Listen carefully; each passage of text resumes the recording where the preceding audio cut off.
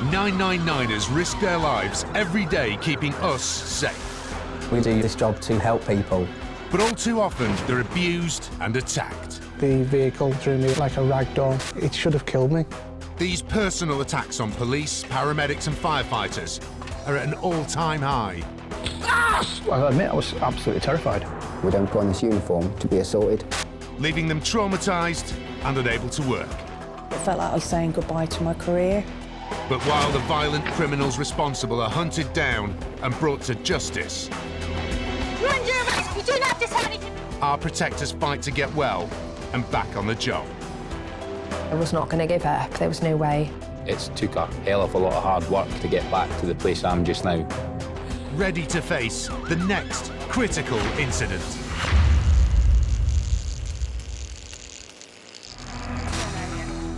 Today, a son lashes out at a police officer as his father is arrested. What did you say to my dad? All right. Get away from my colleague. I wasn't prepared for what was happening next, I don't think, because he started coming at me. Married paramedics get the emergency call of nightmares when wife Jan hears husband Neil has been seriously assaulted by a patient. Hearing he'd been knocked unconscious, it was awful. I wouldn't recommend anyone goes through hearing that their husband has been assaulted. And we're on the road with the specialist team putting their lives in danger every day as they tackle vehicle crime in Manchester. There's a lot of risk in dealing with cars, and people will try anything to get away.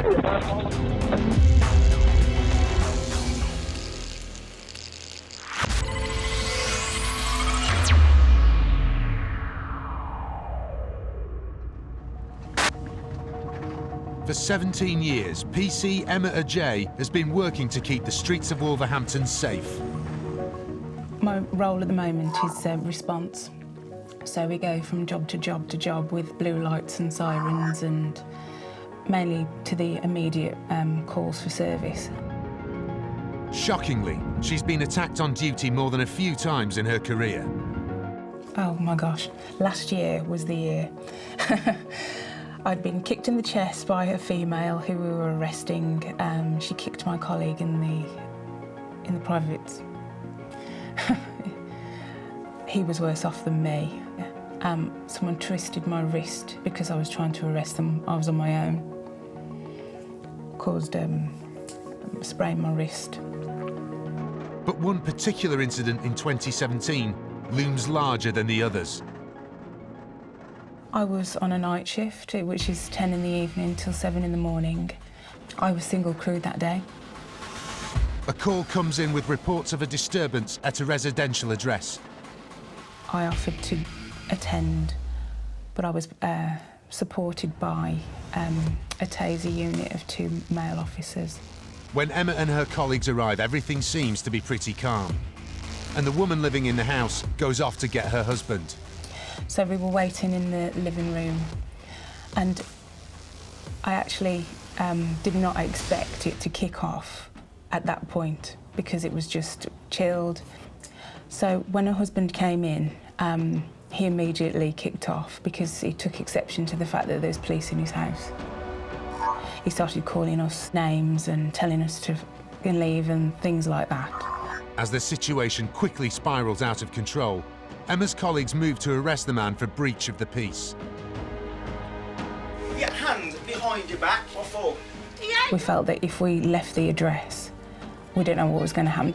Let's just bring to the police. You don't have to say anything, but you may have defence. You don't mention my question, something you might record. Tried to make sure that you were okay, and you've decided to kick off. You keep tensing up. There was a big struggle in the address to try and handcuff this man. Listen. I don't listen. Listen. If you don't put your hands on your back. All he said. Stop, mate. I'm telling you now. Calm down. You're in my house. Calm down. In my house. On the sofa. Eventually, we managed to put him face first onto the settee and handcuff him to the rear. So he was kind of under the control then. This is him playing up. Calm down. Do not. in my house. Do not in my house. He hasn't done nothing wrong. I've done nothing wrong. Found the You horrible little... Can't say that. You can. There's a staffy who's trying to let the dog in to come and have a go at us as well. Put your hand behind your back. Get the dog out. Let the dog I can't because they'll put him to sleep. Right. We've come here to check you're both okay. You've responded like that. Fine. There's no need for that. Responding what? In an aggressive manner with us. We managed to get the man to his feet to escort him out of the house. I got a cell van which has got a 2-foot step into the cell at the back. Because he was a big man, he was resistant, aggressive. We couldn't, for the life of us, get him to step in. Get in the van! Get in the van! He had stamped on one of my colleagues' feet. His wife came out and their son. Could you go back in the house, please? And at this point, his trousers fell down. And the lady was trying to tell the son, look what the police have done to your dad. He's pulled your trousers down. No, that happened himself. That happened to himself when he His fought son's with got us. very bad nerves and everything. Look what you've done in front of him. Mistakenly believing the police have pulled his father's trousers down, the son gets very agitated. He was like pacing up and down like a chicken, you know. And then he was walking around a parked car, which was next to our van, working himself up. My colleagues were trying to appeal to the man to get him into the back of the van. And the son walked over with a clenched fist and went to strike my colleagues. Go on. What did you just say to my dad? All right, right. Get away from my colleague. Later, as Emma jumps in to help her fellow officers, she becomes the main target. And I couldn't fight him off, and I was frightened. I was really frightened.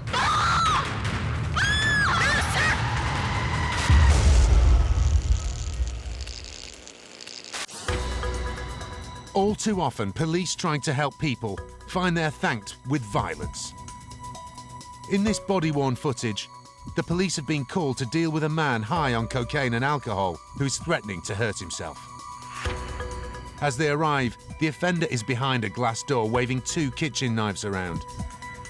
The officers first try to get him to calm down. Keep nice and calm, OK? I'm officer with a taser. What I need you to do is put the knife down for me. They repeatedly ask him to give up the knives. Is there anything I can reasonably say or do, OK, that's going to help me and help you to put those knives down? But he refuses, so the officers decide to take action. They open the door and use their taser to try to bring him under control. But he lashes out with his knives, and the nearest officer is saved only by his stab vest. As they bring the man to the ground, they quickly confiscate the knives and finally get him safely in cuffs. The offender pleaded guilty to attempting to inflict grievous bodily harm and was handed a 4-year prison sentence.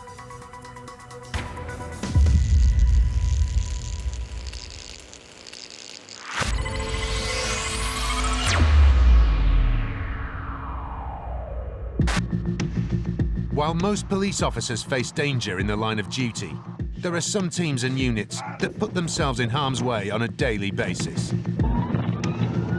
This is the Tactical Vehicle Intercept Unit at work in Manchester. Our intention is to deny criminals the use of the road. So what we do is we have marked and unmarked high-powered vehicles, which enables us to, one, keep up with the people, but more importantly, use tactics to prevent them escaping from us and keeping people safe. Every day, this team put their lives in serious danger fighting vehicle crime, chasing joyriders and car thieves. There's a lot of risk in dealing with cars and particularly dealing with stolen cars.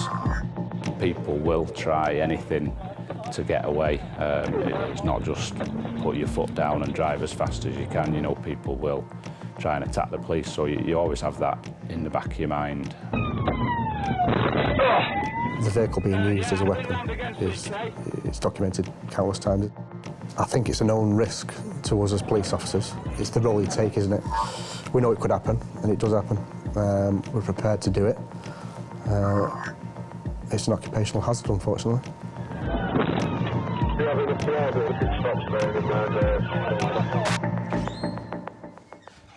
It's Saturday night, and Sergeant Danny Cabal and his team are getting ready for the night ahead. Right, fellas, we'll keep it short and sweet, because They've gathered intelligence on stolen vehicles in the area, and they're discussing tactics on how to track down any suspects. The Audi A1, are you aware? Just give us a quick rundown on that, mate. Yeah. A white A1, I believe, around Newton Heath. It's quite possibly one that was nicked earlier in the morning from Radcliffe in a tick-over. Right. The owner was defrosting it. It's a clone, isn't it? We know that. Yeah. We know that much. And there's a grey A1 as well, I think, which he seems to think might be Newton Heath based as well. Yeah. Our day shift have identified a couple of cars that inquiries have shown are cloned cars. There's a white Audi A1 and a grey Audi A1. So we're going to go out looking for those two clone cars. Right, let's go. Let's do it. See you in a bit. In all honesty, yeah, we go out looking for these Audis and we'll come across something completely different. There's that many stolen cars driving around Manchester at the minute, you know, that we just tend to see them as we drive around. Armed with a list of suspected stolen vehicles, PC's Ian Burtonshaw and Ian Bruce get on the road.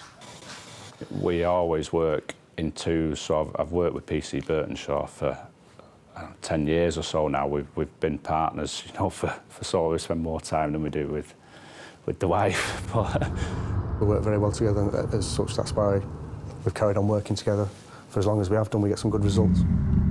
After 20 years of experience, Ian and his partner have an instinct for spotting cars and their drivers who may be up to no good. Within minutes, the pair get a report of a sighting of a suspected stolen car. The black Astra, get next Walsall, plates, no book, madam. Marked police cars are also on the vehicle's tail. Yeah, Vauxhall Astra PMC to Jacob John. And the driver quickly pulls over. Hey pal, just flick the engine off, show us the key. Is it just chuck us the key? Ian questions the driver and checks out his registration details. Where's the car registered to? Walsall. Walsall? Yeah. Right, that's why we've stopped you, because it's obviously out of the area. We've got three lads in the car, yeah. And satisfied that the vehicle isn't stolen, he sends them on their way. Ian admits they don't always stop the right car. When we're driving around, we'll see someone going the other way. We might have that same type of model of car that's been stolen in the last week. Yeah, you know, some way we catch up with him and we might see the driver and we're happy, you know, that it's a woman in her 50s and we've checked the car out and it comes back to a woman in her 50s. And I won't say it never happens, but there's not a massive amount of 50-odd-year-old women that steal cars in Manchester. The search is still on for the stolen cars on their hit list. And it's not long before they spot a car that matches the description of one of them. Obviously, we can't confirm it is a clone at this moment. We just suspect that for the time being, there's two adult occupants on board the vehicle. For the moment, Ian is pursuing the car unknown to the driver so that they can gather more information. At the minute, it's highway code compliant. As I say, that he's just going for an undertake. He's doing about 40 and a 30. It's going to be the next car towards you, Crab, as we're lighting it up now. It's time to put on the blues to force the suspected stolen car to pull in.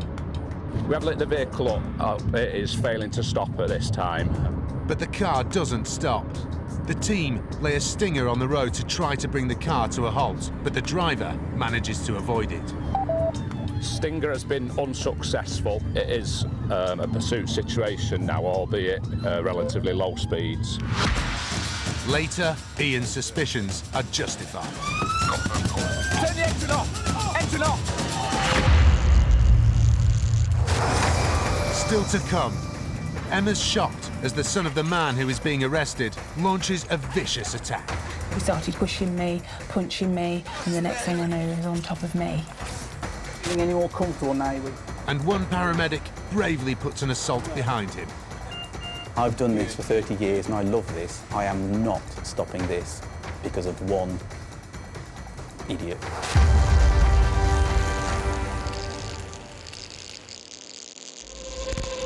Brave cops often put their own lives in danger trying to keep the public safe. In this footage, a speeding driver has refused to stop, and so 2 police officers have given chase. Over 4 miles, he hits speeds of up to 80 miles per hour. He eventually appears to come to a stop, but as the officers go to get out of the car, he reverses at speed and rams into the unmarked police car, setting off the airbags. Despite being blinded by airbag powder, the officers continue the chase on foot. But the criminal driver isn't giving up. He recklessly reverses straight at one of the officers, who is forced to jump out of the way. He flees the scene, but is picked up soon after. This rogue menace was convicted of dangerous driving, having no insurance, and assault. He was jailed for 3 years and ordered to stay off the roads for 5.5 years.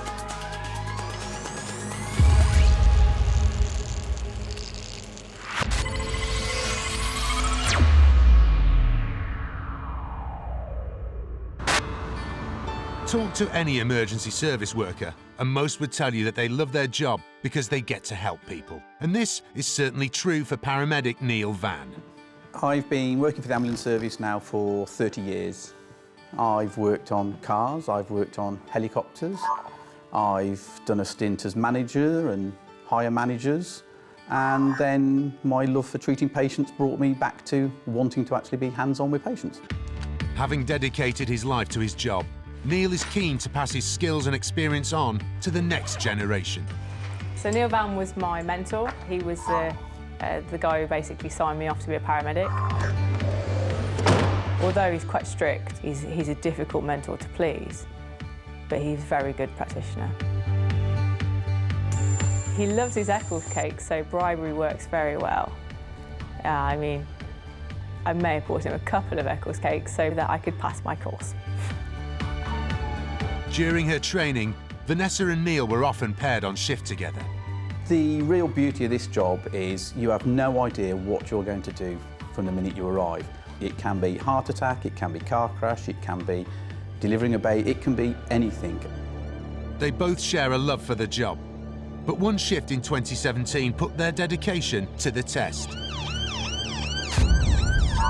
It was a Sunday night.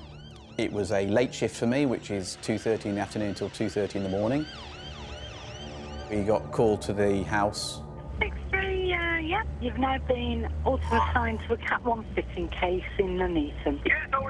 We was called out to a young lad who was supposedly having a seizure.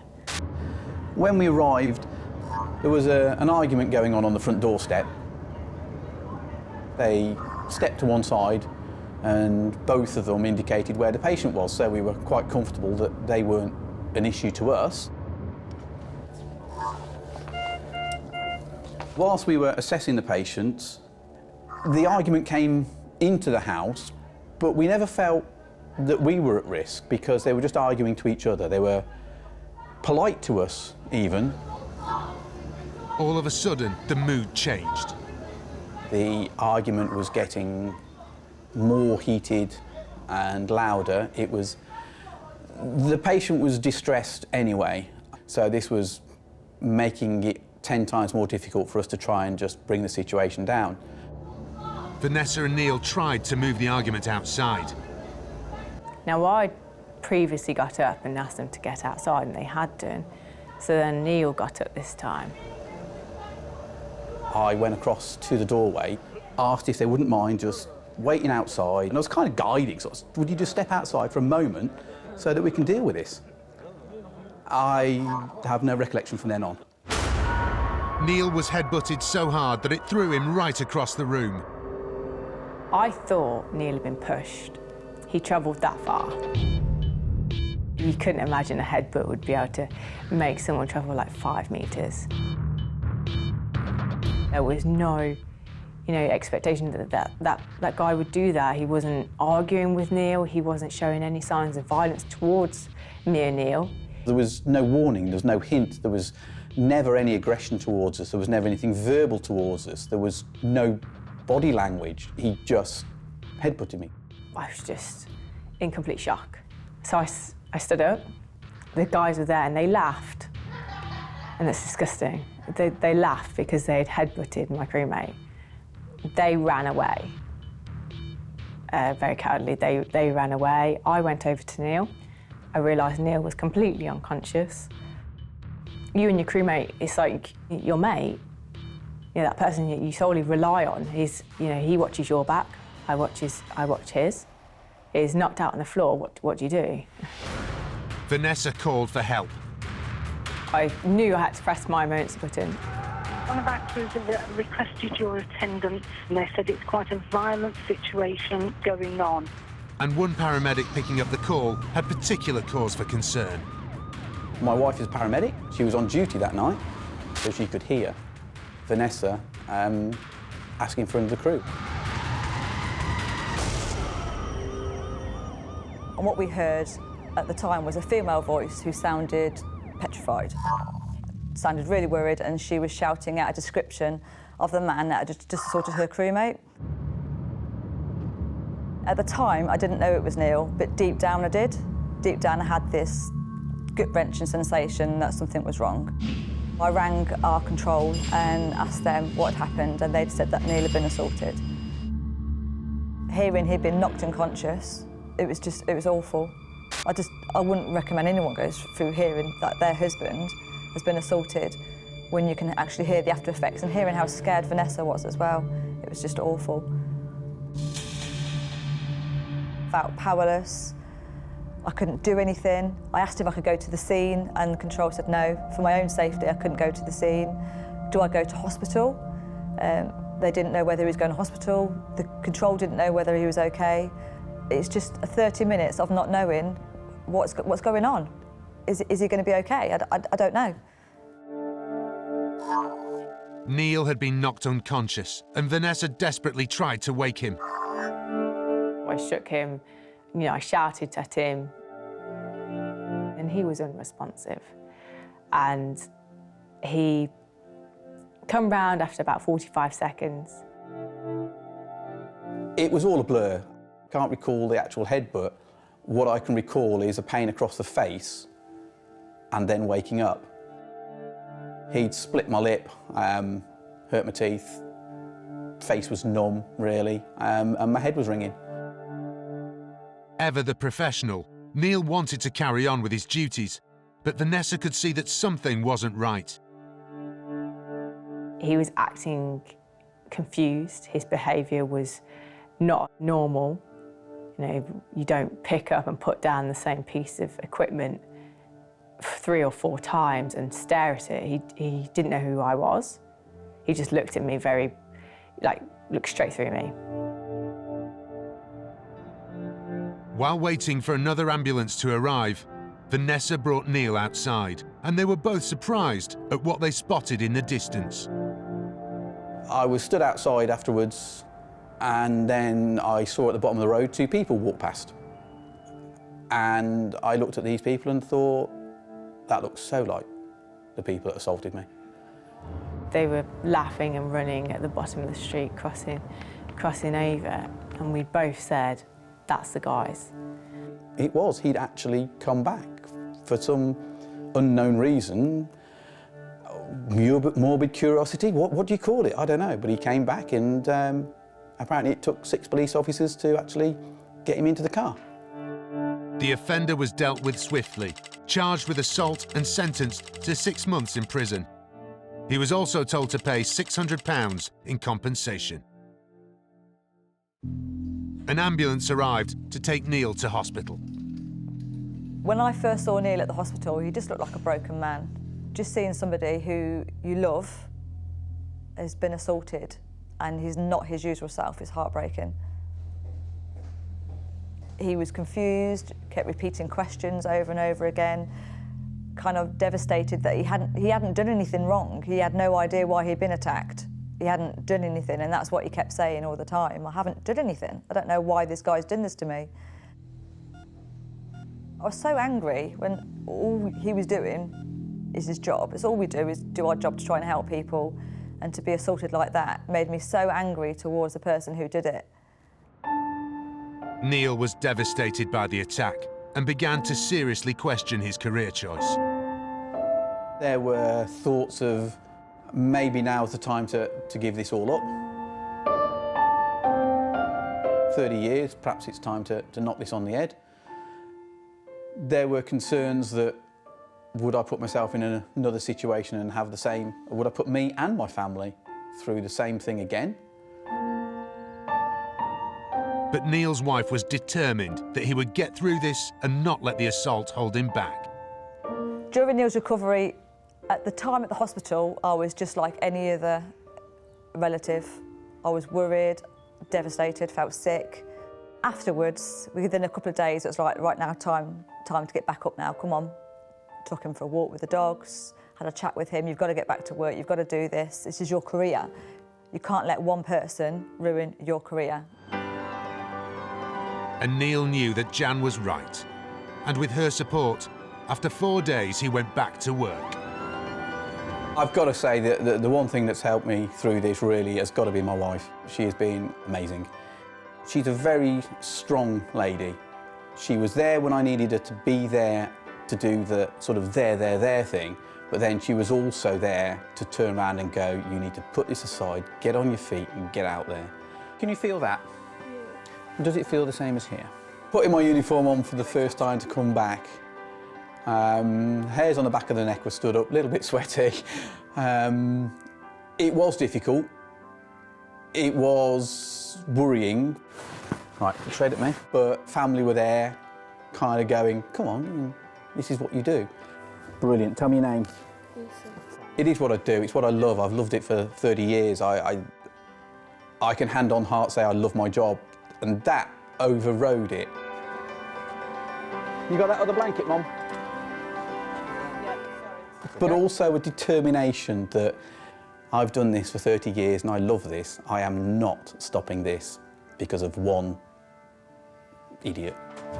Right, we're in, we're on, we're sorted.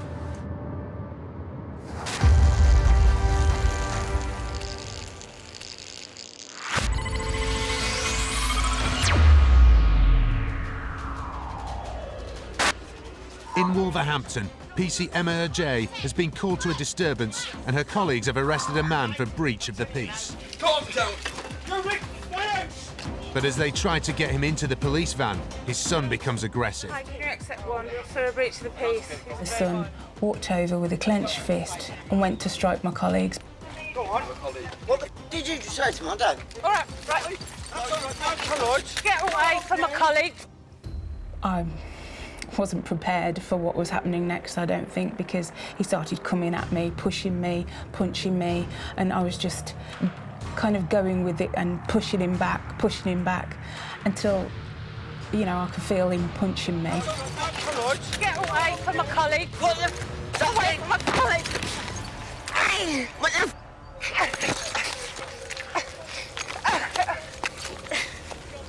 And I thought I was on my own because they were dealing with the dad, and I thought I need to try and do something to stop him from coming at me some more. So I tried to take him to the floor, which I did, but in doing so, somehow I ended up on the floor as well, and the next thing I know, he was on top of me.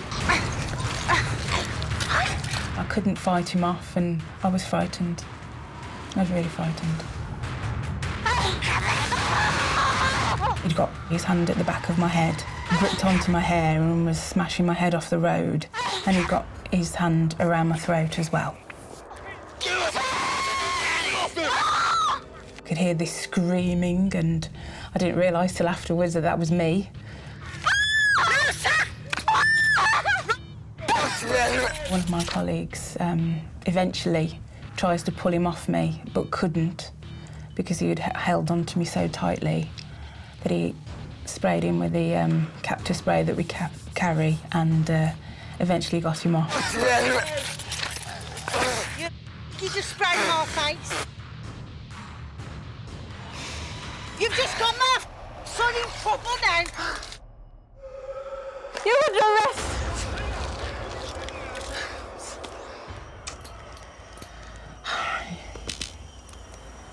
I was feeling sore at the back of my head, but because, I don't know, I probably wasn't feeling the entire pain because I was restraining him, there was adrenaline, all that kind of stuff.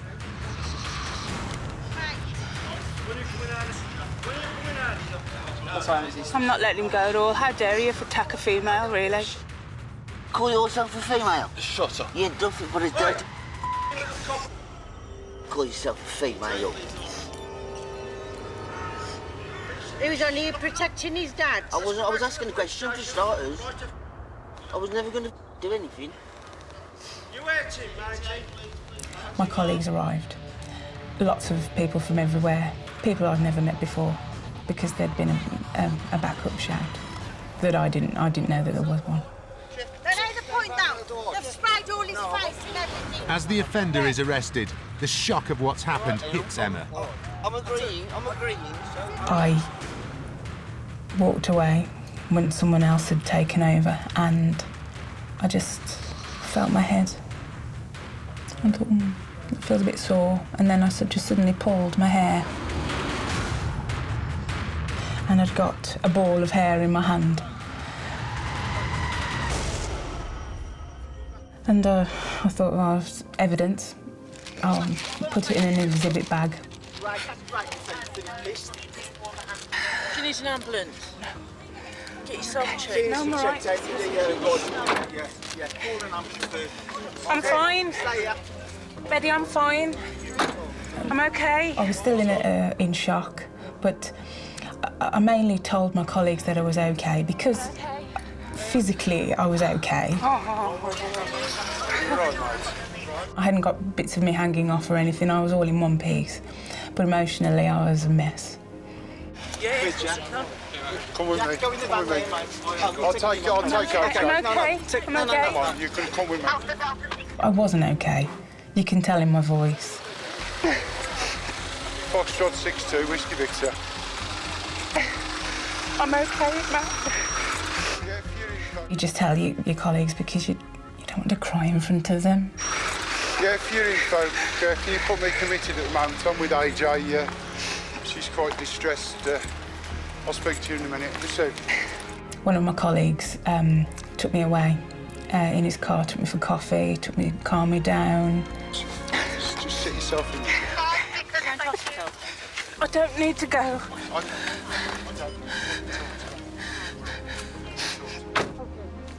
Oh my God.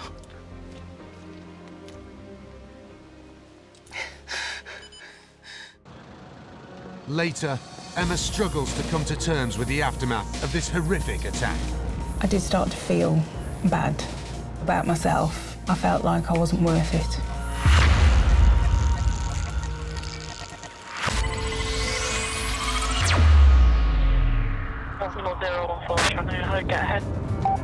It is right onto Oldham Road, right onto Oldham Road. In Manchester, PCs Ian Bruce and Ian Burtonshaw are part of a specialist unit tackling vehicle crime. It is failing to stop at this time. They're pursuing a suspected stolen vehicle after the driver has refused to pull over. It is a pursuit situation now, albeit relatively low speeds. Vehicle is still Oldham Road outbound. Eventually, the runaway car comes to a halt. It's braking now, stand by. They're coming to a stop just past Old Church Street. Turn the engine off! Engine off! Where's your key? Where's the key? Turn it off! Turn the engine off! What's going on? Just have the last 6 of the chassis, please. Ian and his team need to confirm that the car is definitely a stolen vehicle before the suspects can be arrested. You own this car? Yeah. How long you had it for? It's on false plates, the car, so we're just checking the chassis number, see what it comes back to. It is a current outstanding stolen from Street East by unknown means. Yeah, it's a stolen Mercedes, so it's bearing false number plates. It comes back to a couple from out of the Manchester area. I think Sergeant Cabal shouted up then he was actually flagged down by the owner when the car was stolen to report to him that it had been stolen, so he's had previous dealings with the victim of this crime. Just give your hand, sweetheart. Under arrest. What for? It's a stolen vehicle. No. It's a stolen vehicle. Right, can you not just, don't be rough with me, please? I'll be rough with you, I'm just putting handcuffs on you. At the moment in time, they've both been arrested on suspicion of theft of motor vehicle. They're obviously both in a stolen car. They've both been arrested on suspicion of stealing it. So she's been arrested because after caution she said that she bought the vehicle off Gumtree a couple of weeks ago, even though she's a passenger, so she's been arrested on suspicion of theft. Yeah. The suspects are loaded into the van and taken to the police station. As for the two Ians, it's back on the road. We've been out for 5 hours now, I think. It's 3:20 a.m. and they're alerted to another stolen vehicle. 6480, an emergency activation and confirmed that he's been attacked in the vehicle with a knife. We've just had observations from Lancashire for a Skoda Octavia that's just been stolen at knife point by 3 males who've stolen it from the Rottenstall area, which this is the M66 motorway which goes up into Lancashire. Rottenstall's probably about 10 miles that way, and it was last seen going towards this motorway. So we'll just give it a few minutes here, see if it passes us here. The team stake out the M66. It's probably about 7 or 8 minutes travelling time distance from here to where the car's been stolen from. It'd probably be here by now, so we'll probably just give it another couple of minutes. But it's probably unlikely that it's going this way. But it's too late. The car has already escaped and they have to move on. As their shift comes to an end, Ian's reflecting on the seemingly never-ending task he and his team face. Manchester's just awash with stolen cars at the minute and cars on false plates. And most shifts we're tending to, get behind a stolen car. Every man and his dog seems to be driving around in stolens at the moment.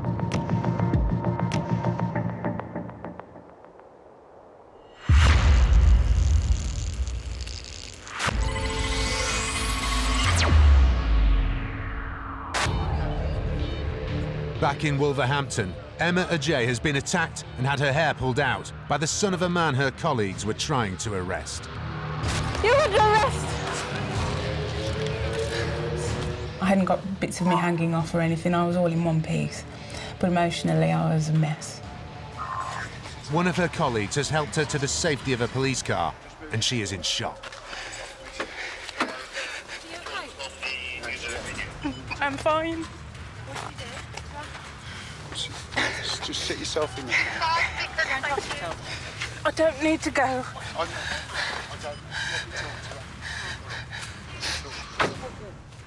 Oh my God.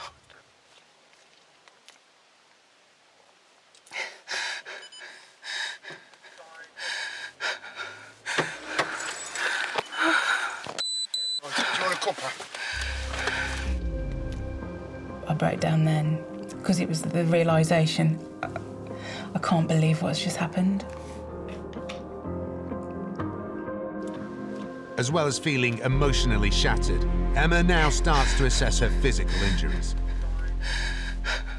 I'd got bruises all over. I'd got cuts and bruises to my elbows. I'd got a massive, it's like a fist-shaped bruise here. But the most upsetting discovery is Emma's hair loss. I'd got a massive patch of hair that had been ripped out of my head. I got a bald patch and a lumps to the back of my head from where I'd hit the road. It took about 6 months for my hair to grow back because it had been, wrenched out from the root. Had to grow from the root again. It took 6 months.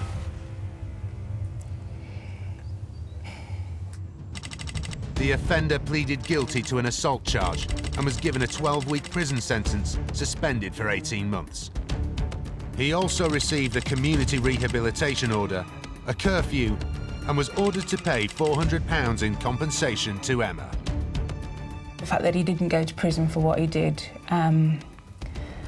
that upset me, that made me feel, well, what has someone got to do? What kind of injuries has someone got to inflict before they'll take it seriously? It's just not on.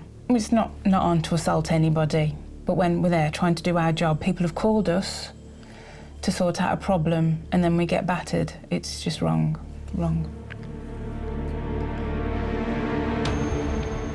Emma was off work for 2 weeks.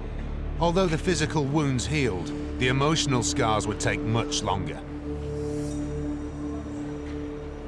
After the sentencing was so disappointing, I did start to feel bad about myself. I felt like I wasn't worth it. And then I started to feel really low. I have suffered with depression in the past. And so at the time, I think I was at a real low. I think it did affect my confidence a little bit. It certainly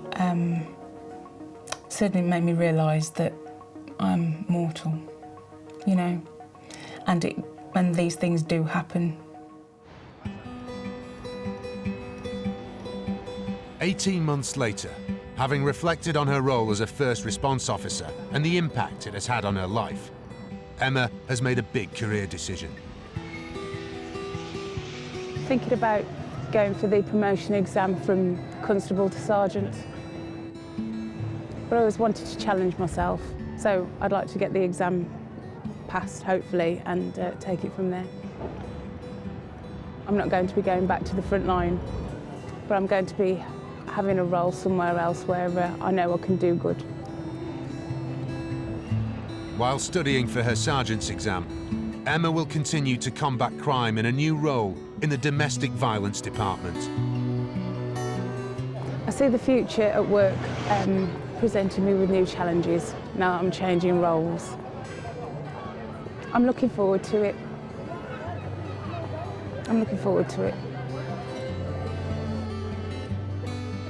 Emma is also cherishing precious moments with her loved ones, especially her 13-year-old daughter. The horrible things that I've seen and dealt with whilst being on response makes you take stock and appreciate simple things in life, like just sitting by the canal or being with your family. Okay. When I was on shift, I didn't really get to spend good quality time with my daughter. It's just nice to be with her because I felt like I've missed out on a lot of her life by working shifts.